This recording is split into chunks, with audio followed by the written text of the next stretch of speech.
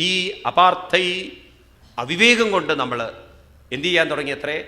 ഇവിടെ കർമ്മങ്ങളിൽ കുരുങ്ങി കർമ്മഫലങ്ങൾക്കായി പ്രാർത്ഥിച്ച് നമ്മുടെ ജീവിതത്തിൻ്റെ പരിതസ്ഥിതികളെ അനുകൂലമാക്കി തീർക്കാൻ വേണ്ടി അതിൻ്റെ ബദ്ധപ്പാടിൽ ഓടി നടന്ന് പല പല ആചരണങ്ങളും അനുഷ്ഠാനങ്ങളും ചെയ്ത് മായാമയേ വാസനയാശയാന. ഇപ്പോൾ മനസ്സിൽ കുറേ എന്തുണ്ട്? അനാവശ്യമായ ലൗകികമായ വാസനകൾ. വാസന എന്ന് പറഞ്ഞാൽ സെൻറ്റ് നല്ല അർത്ഥേ. വാസന എന്ന് പറഞ്ഞാൽ ഈ ലോകത്തോടുള്ള അമിതമായ നമ്മുടെ അറ്റാച്ച്മെൻറ്റ്. അതെവിടെ കിടക്കുന്നു? ഇപ്പോൾ നമ്മുടെ മനസ്സിൽ നിറഞ്ഞിരിക്കുന്നു. ഇപ്പം മനസ്സ് ഇപ്പം സമബുദ്ധിയിലല്ല ഇരിക്കുന്നത്. ഇപ്പം ചെറിയ ചെറിയ കാര്യങ്ങൾ സംഭവിച്ചാൽ നമ്മുടെ മനസ്സ് അസ്വസ്ഥമാവുന്നു. എന്തിനേറെ അമ്പലത്തിൽ പോയി തൊഴുതു വരുമ്പോഴേക്കും ചെരുപ്പ് കാണാതിരുന്നാൽ പോരെ, നമ്മുടെ മനസ്സ് അസ്വസ്ഥമായില്ലേ? അതുപോലെ തന്നെ നമ്മുടെ വീട്ടിലുള്ളവർക്ക് വല്ലതും സംഭവിച്ചാൽ മനസ്സ് അസ്വസ്ഥമാവുന്നു. ഇപ്പം നിങ്ങൾ തന്നെ ഇവിടെ ഇരിക്കുന്നു, നിങ്ങളുടെ ഒരു വില കൂടിയൊരു സാധനം അവിടെ വെച്ചിട്ടുണ്ടെന്ന് ഇരിക്കുക. ആരെങ്കിലും അതിൻ്റെ മുകളിലിരുന്നാൽ നിങ്ങളുടെ മനസ്സ് പറയോ സമബുദ്ധിയിൽ കുഴപ്പമില്ല ഇരുന്നോളൂ കേട്ടോ, നല്ല ഗെയിമായി. ചിലപ്പോൾ അവിടെ നിന്നൊന്നും പറഞ്ഞില്ല എന്ന് വരും. നമ്മൾ മനസ്സിലിങ്ങനെ തികട്ടി വരും എന്താ പറയേണ്ടത് എന്നുള്ളത്.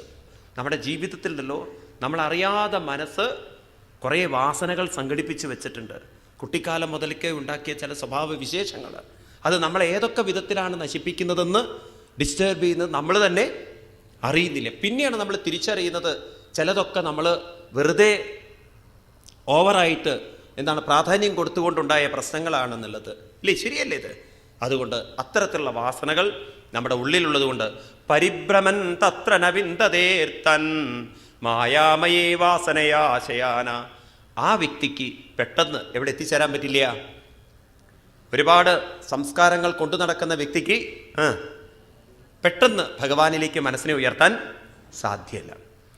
അധക്കവിർനാമസിയാവതർത്ഥം സ്യാലപ്രമത്തോ വ്യവസായ ബുദ്ധി സിദ്ധ്യേന്യഥാർത്ഥേന യഥേത തത്ര പരിശ്രമം തത്ര സമീക്ഷമാണാം.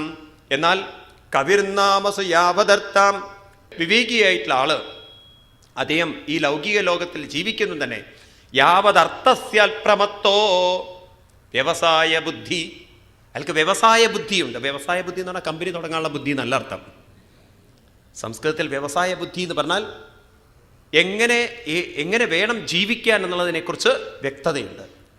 ഒരു വ്യവസായ ബുദ്ധിയുള്ള ആള് പ്രാധാന്യം കൊടുക്കുന്നത് ചുറ്റുപാടിനല്ല പ്രാധാന്യം കൊടുക്കുന്നത് മനസ്സിനാണ്. ഞാൻ നേരത്തെ പറഞ്ഞല്ലോ, തൻ്റെ ചുറ്റുപാട് എങ്ങനെ വന്നാലും തൻ്റെ പരിതസ്ഥിതി എങ്ങനെ വന്നാലും ഏത് പരിതസ്ഥിതിയെയും ഉൾക്കൊള്ളാനും സ്വീകരിക്കാനും അതിനെ കടന്നു പോവാനും സാധിക്കുന്നൊരു മനസ്സ് തനിക്ക് വേണം എന്ന രീതിയിൽ ചിട്ടപ്പെടുത്തിയിരിക്കുന്ന ഒരാൾ സിദ്ധ്യേ അന്യഥാർത്ഥേന ന യഥേത തത്ര പരിശ്രമം തത്ര സമീക്ഷമാണ്. അദ്ദേഹം തൻ്റെ പരിശ്രമം കൊണ്ട് ക്രമേണ മനസ്സിനെ എവിടേക്ക് എത്തിക്കും? അവർക്ക് മനസ്സിനെ ഉയർത്താൻ സാധിക്കും. ആർക്ക്? വിവേകബുദ്ധി. തൻ്റെ മനസ്സിന് പ്രാധാന്യം കൊടുക്കുന്ന ആൾക്ക് എവിടെ എത്തിച്ചേരാം? തൻ്റെ മനസ്സിനെ സമബുദ്ധിയിലെത്തിച്ച് ഭഗവാനിലേക്ക് എത്തിക്കാം. എന്നാൽ പരിതസ്ഥിതിക്ക് പ്രാധാന്യം കൊടുക്കുന്ന ഒരാൾക്ക് എന്ത് കിട്ടാൻ പോകുന്നില്ല?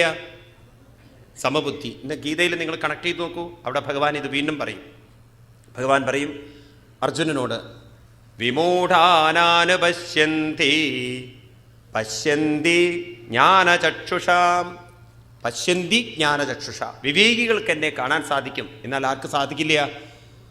അവിവേകികൾക്ക് എന്നെ കാണാൻ സാധിക്കില്ല. കാരണം മനസ്സ് അത്രമാത്രം വാസനകളാൽ നിബദ്ധമായി ലൗകിക ലോകത്തിന് ചുറ്റുപാടിന് തൻ്റെ പരിതസ്ഥിതികൾക്ക് പ്രാധാന്യം കൊടുത്തിരിക്കുന്ന ഒരു വ്യക്തി പെട്ടെന്ന് തൻ്റെ ശ്രദ്ധ മനസ്സിലേക്ക് കൊണ്ടുവരാനോ അങ്ങനെ ഉത്കൃഷ്ടമായൊരു മനസ്സ് വേണമെന്നോ എന്നൊന്നും വിചാരിക്കാതെ ശ്രദ്ധിക്കാത്ത ഒരാൾക്ക് എങ്ങനെ സാധിക്കും?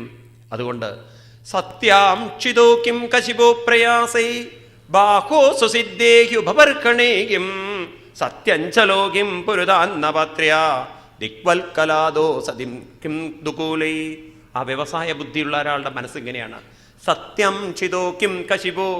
കശിപു എന്ന് പറഞ്ഞാൽ കിടക്ക. ഭൂമിയുള്ളപ്പം കിടക്കയുടെ ആവശ്യം എന്തുണ്ട്? ആ പറയുന്നൊരു ആറ്റിറ്റ്യൂഡിലെ വ്യത്യാസമുണ്ട്. മനസ്സിലാവുണ്ടോ നിങ്ങൾക്ക്? അതായത് കിടക്കാൻ എങ്ങനെയായാലും ഏത് സൗകര്യം കിട്ടിയാലും അവർക്കതിനെ ഉൾക്കൊള്ളാൻ സാധിക്കുന്നർത്ഥം. കംപ്ലൈൻ്റ് ഇല്ലാതെ ഏത് പരിതസ്ഥിതിയും അവർക്ക് ഉൾക്കൊള്ളാൻ സാധിക്കും. സത്യാക്ഷിതോ, ക്ഷിതി എന്ന് പറഞ്ഞാൽ ഭൂമി, ഭൂമിയുള്ളപ്പോൾ എന്തിനാ കിടക്കുക എന്ന് പറഞ്ഞാൽ എന്താർത്ഥം? അറ്റ്ലീസ്റ്റ് ഈ സൗകര്യമെങ്കിലും ഉണ്ടല്ലോ എന്ന് പറഞ്ഞ് മനസ്സിനെ സന്തോഷിപ്പിക്കുന്ന ഒരു വ്യക്തി. അതുപോലെ പറയാണ് ഉപവർഗണേക്കും സത്യഞ്ജലോക്യം പുരുതാന്നപാത്ര്യ. എന്തിനാ കിടക്ക ആവശ്യം? ബഹോ സിദ്ധേഹി, കൈയുള്ളപ്പം തലയണയുടെ ആവശ്യമുണ്ടോ? കൈയില്ലേ എന്ന് പറയുകയാണെങ്കിൽ അർത്ഥം, ഇതിനൊക്കെ അർത്ഥം നിങ്ങൾക്ക് മനസ്സിലാവുണ്ടോ?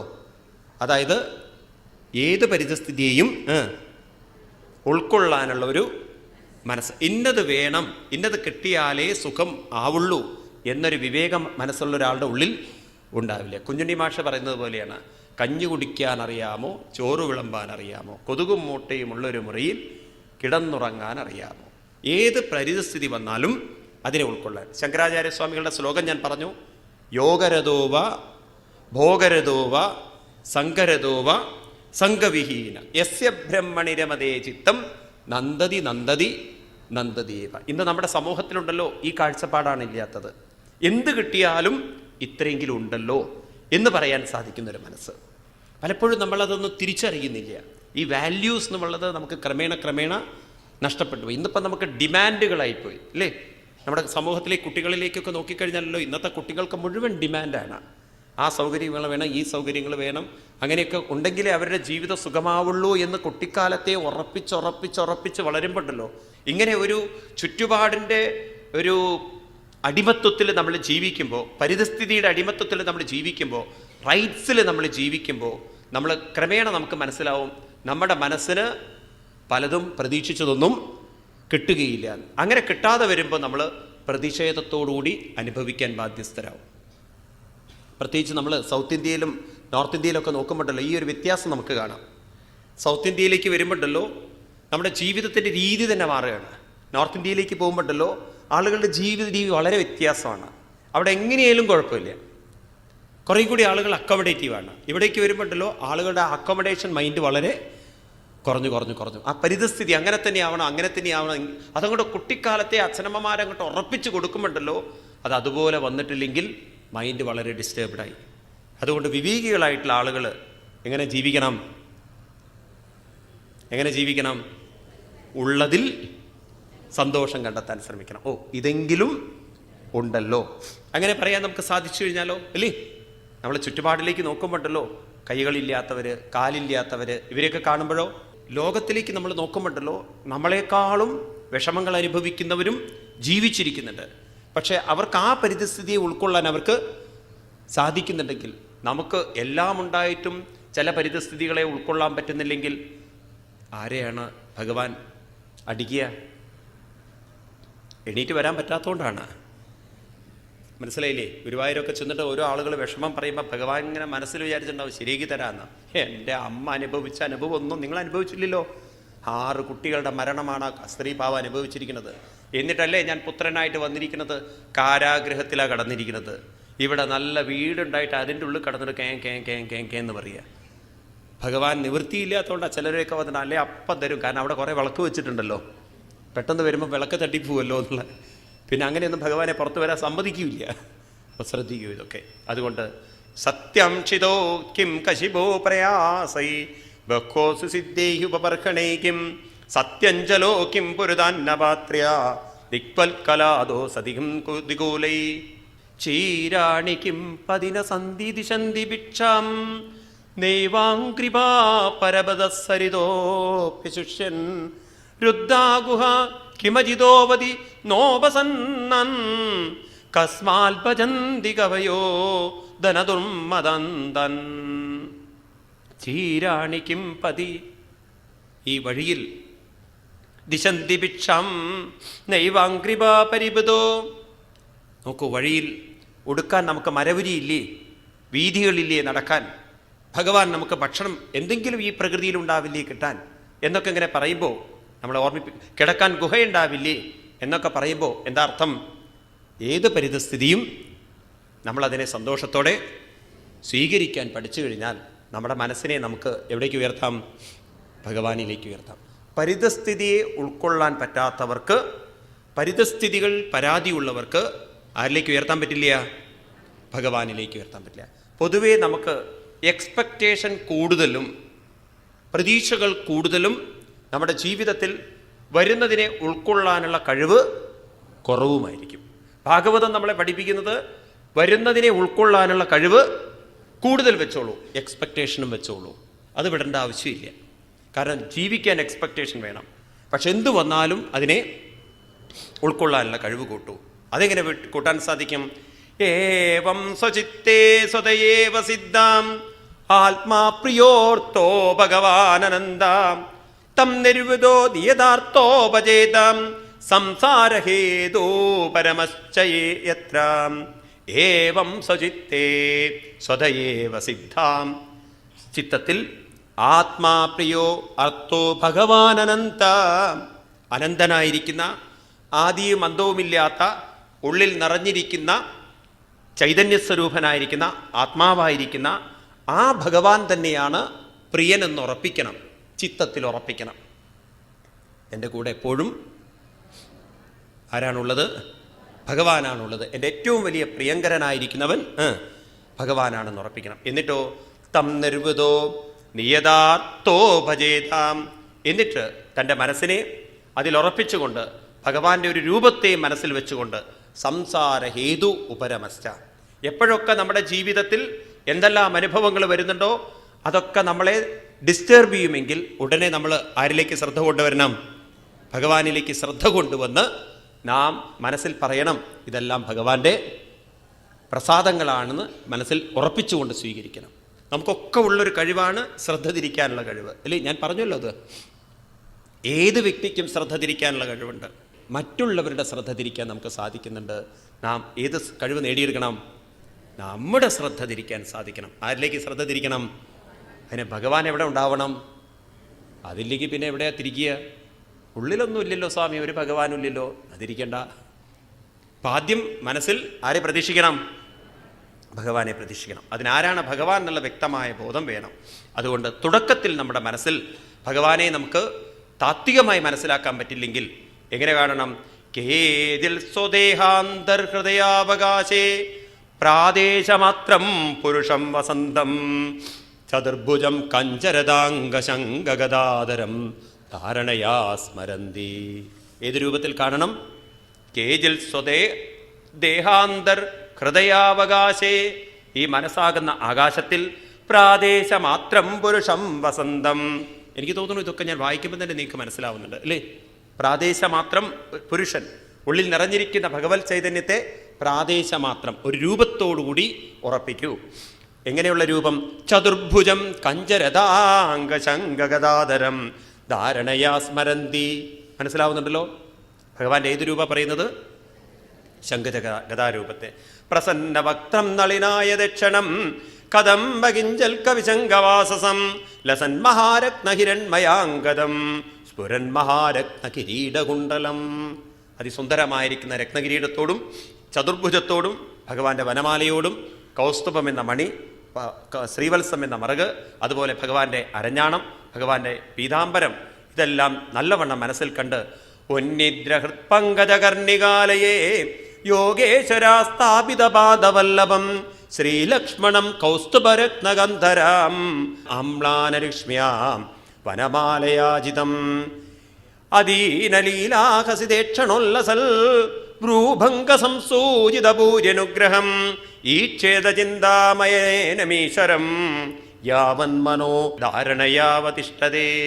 ഇപ്രകാരം ഭഗവാന്റെ അതിമനോഹരമായിരിക്കുന്ന രൂപത്തെ കണ്ടുകൊണ്ട്, കിരീടം മുതൽ പാദാരവിന്ദത്തെ കണ്ടുകൊണ്ട്, പാദം മുതൽ ഭഗവാന്റെ മുഖത്തെ കണ്ടുകൊണ്ട്, അങ്ങനെ മനസ്സിനെ ഏകീഭവിപ്പിച്ചുകൊണ്ട് ഈക്ഷേദ ചിന്താമയമേനമീശ്വരം യാവൻ മനോ ധാരണയാവതിഷ്ഠതേ, നല്ലവണ്ണം ആ രൂപത്തിൽ മനസ്സിനെ ഏകാഗ്രമാക്കണം. ഒന്നുകൂടി ഉറപ്പിക്കുകയാണ്. ഏകൈകശോങ്കാനിധിയാനുഭാവയൽ പാദാദി യാവൽഹസിതം ഗദാഭൃതാം ജിതം ജിതം സ്ഥാനമബോഹ്യധാരയിൽ പരം പരം ശുദ്ധ്യതിദീർയഥായഥാം. പറയണു, ഒറ്റയ്ക്ക് എല്ലാ രൂപത്തെയും കാണേണ്ട ആവശ്യമില്ല. ഒരു കാര്യം ചെയ്യൂ, പാദാദി യാവൽ എവിടെ തുടങ്ങണം? പാദം മുതൽ, കേശാദി പാദം, അവിടുന്ന് ക്രമേണ ക്രമേണ ക്രമേണ മുകളിലേക്ക്, വീണ്ടും അവിടെ നിന്ന് താഴോട്ട്. അതെന്തിനാ അങ്ങനെ പറഞ്ഞിരിക്കുന്നത്? കാരണം നമ്മുടെ മനുഷ്യ മനസ്സിനൊരു വികലത ഉള്ളത്. ഏതെങ്കിലും ഒരു രൂപത്തെ തന്നെ കുറച്ചു നേരം നോക്കി നിന്നാൽ മനസ്സ് അതിൽ നിന്നും മാറിപ്പോകും. കാരണം നമ്മുടെ മനസ്സിന് എപ്പോഴും എന്തെങ്കിലും ഒന്ന് ആക്ടിവിറ്റി വേണം. അതിന് സ്റ്റില്ലാവാൻ പറ്റില്ല. അത് നിന്നുപോയോ അപ്പോൾ അത് വേണ്ടാത്ത ചിന്തയിലേക്ക് പോകും. പണ്ടുള്ളവർ പറയാറില്ലേ, an idle mind is A devils workshop എന്ന് പറയും. വെറുതെ ഇരിക്കുന്ന മനസ്സ് വേണ്ടാത്ത ചിന്തിക്കും. അതുകൊണ്ട് നമ്മൾ ഭഗവാനെ ധ്യാനിക്കുമുണ്ടല്ലോ, ഒറ്റയടിക്ക് ആ രൂപത്തെ നോക്കി ധ്യാനിക്കരുത്. എന്ത് വേണം? ഒരു നഖം കണ്ട്. പിന്നീട് ഭഗവാന്റെ അതിമനോഹരമായി ഭട്ടതിരിപ്പാട് കേശാദിപാത വർണ്ണന നടത്തുന്നുണ്ടല്ലോ. അഗ്രേ പശ്യാമി തേജോദിപിടതരകളായാവലി ലോഭനീയം പീയൂഷപ്ലാവിദോഹം തതനുതരുതരേ ദിവ്യകൈശോരവേഷം. അങ്ങനെ ഭഗവാന്റെ അതിമനോഹരമായ രൂപം താഴെ നിന്ന് മുകളിലേക്കും മുകളിൽ നിന്ന് താഴോട്ടും കണ്ടുകൊണ്ട് ഉറപ്പിക്കണം. ഇനി അടുത്തൊരു ചോദ്യം, എത്ര കാലം ഈ രൂപം നമ്മൾ ധ്യാനിക്കണം? അത് വളരെ പ്രധാനപ്പെട്ടൊരു ശ്ലോകമാണ്. 2-ാമത്തെ അധ്യായത്തിൽ 14-ാമത്തെ ശ്ലോകം. നമുക്ക് പലപ്പോഴും ഉണ്ടല്ലോ, ഹിന്ദു സംസ്കാരത്തിന് ഇത് മനസ്സിലാക്കാതെ പോകുന്നത് കൊണ്ടുള്ളൊരു വികലതയുണ്ട്. ഇത് വളരെ ശ്രദ്ധിക്കൂ. യാവന്നജായേത പരാപരേസ്മിൻ വിശ്വേശ്വരേ ദൃഷ്ടരി ഭക്തിയോഗം താവൽ സ്തവീയ പുരുഷസ്യ രൂപം ക്രിയാവസാനേ പ്രയതസ്മരേതാം. എത്ര കാലം ഭഗവാന്റെ രൂപം ധ്യാനിക്കണം? എത്ര കാലം മനസ്സ് ഭഗവാന്റെ രൂപം കൊണ്ടു നടക്കണം? ഈ ചോദ്യത്തിനുള്ള ഉത്തരമാണ് പറയുന്നത്. യാവത്, എത്ര കാലത്തോളം, ന, ഒരിക്കലും, ജായേത, ഉണ്ടാവുന്നില്ല എങ്കിൽ. എന്തുണ്ടാവുന്നില്ല എങ്കിൽ? വിശ്വേശ്വരേ ദ്രഷ്ടരി ഭക്തിയോഗ പരാവരേ. പരാവരേ എന്ന് പറഞ്ഞാൽ പരം അവരം. അവരം എന്ന് പറഞ്ഞാൽ ശരീരം, പരം എന്ന് പറഞ്ഞാൽ മനസ്സ്. ശരീരത്തിനും മനസ്സിനും അതീതമായ ഭഗവാനിൽ മനസ്സിനെ ഉറപ്പിക്കാൻ സാധിക്കുന്നില്ല എങ്കിൽ, വിശ്വത്തിന് മുഴുവൻ ഈശ്വരനായിരിക്കുന്ന ഭഗവാനെ ദ്രഷ്ടരി ഭക്തിയോഗം കൊണ്ട് കാണാൻ സാധിക്കുന്നില്ല. ഭക്തിയോഗം എന്ന് പറഞ്ഞാൽ മനസ്സിൻ്റെ ശ്രദ്ധ തിരിച്ച് മനസ്സിനെ സമബുദ്ധിയിലെത്തിക്കാൻ സാധിക്കുന്നില്ല എങ്കിൽ, ഞാനൊന്നുകൂടി വ്യക്തമാക്കേ, ഭഗവാന്റെ രൂപം നമ്മൾ പ്രതിഷ്ഠിക്കുമ്പോഴല്ലോ 2 കാര്യങ്ങൾ നമ്മൾ ദിവസവും രാവിലെ പറഞ്ഞുറപ്പിക്കണം. ഒന്ന്, രാവിലെ നമ്മൾ എണീറ്റ് കഴിഞ്ഞാൽ തന്നെ ഭഗവാനെ ഉള്ളിൽ കണ്ടുകൊണ്ട്, കേശാദിപാദം കണ്ടുകൊണ്ട് പറയണം, ഭഗവാനെ, ഞാൻ അവിടുത്തെ ദാസനാണ്, അവിടുന്ന് എനിക്ക് മിത്രമാണ്, അവിടുന്ന് എനിക്ക് സുഹൃത്താണ്, അവിടുന്ന് എനിക്ക് എല്ലാമാണ്, അച്ഛനാണ്, അമ്മയാണ്, എല്ലാമാണ്.